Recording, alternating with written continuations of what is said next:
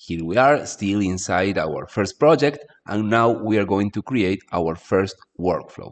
To do that, we go to this workflow section that we have here, when N8n is welcoming me and offer me to create my first workflow from scratch. So I will hit this button, and it takes me right into my first workflow, which, as you can see, the first time that you access it, it's just some kind of blank canvas. Actually, we will refer to it as the canvas, which is the space where we are going to draw our workflows. And here is where we are going to start adding elements which are called nodes, which, as you saw in the initial example, can either be a certain calls to specific applications to make them do something, or actions that connect those applications and trigger things to happen between them. As you can see, the first thing that N8n asks us to add here is a first step. And that first step is something called a trigger. So we need to define what event or what action will act as the kickoff for the entire workflow to run. So let's do a super quick test, creating a very simple workflow that will serve as an example for you to start understanding how all this works. If you want to add a trigger, or any node actually, in your workflow, you can do it from this plus button that you have here in the right up corner, or also with this big plus button that you have here that only appears at the beginning when there's nothing in your canvas. So I will click here, and it asks what triggers this workflow. A trigger is a step that starts your workflow. Here we have some basic options. Basically, we have a manual trigger, which means something that you can activate yourself by clicking on it. We have this on-app event, which, for example, if a new email arrives in Gmail, that can trigger the workflow or any other kind of event that you set up. On a schedule, meaning based on time. You can set the day, the hour, or any specific moment when the workflow should start running. On webhook call, which we will explore certainly in the next lessons, it's triggered, for example, when someone does something like submitting a form. That will trigger our workflow with this kind of webhook. On form submission also works specifically with forms.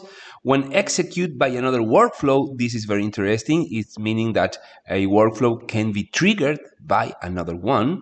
On chat message, this is clearly when a chat message is received, or during a run evaluation, or some other ways which we will explore further in the future in the course.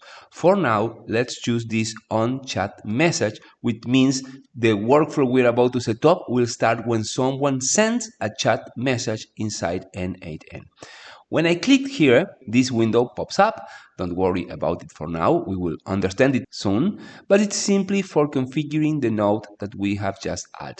For now, I will close it by clicking outside this window, and now we can see that our workflow already has its first element, which basically is a chat that opens if we click this open chat button here, and down here we have this message input box to start chatting.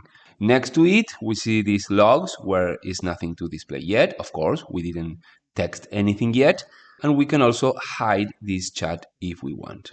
Note also that the name of this node is when chat message received, which means that this workflow that we are all going to create here will run for every message that comes into this chat.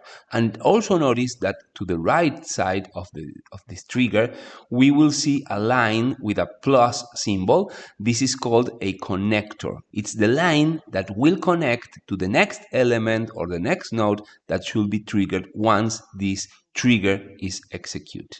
You can click and drag this node all around, and also if you float over it, you will see some symbols here. The first one is to run this node or execute this step. The next one is to delete or disable this node. The next one is to deactivate it. The next one is to delete it. And finally, we have these three little dots with a lot more options that we will see further in the course. And are the same options that you will get if you right-click over the node or trigger. Let me pay some attention now to this rename option, that if we click on it, you can change the name of this trigger that I am not going to change right now. What I want you to notice is the important thing, that is, we now have our first trigger, and in the next lesson we're going to start adding more nodes to this connector so we can configure our first workflow.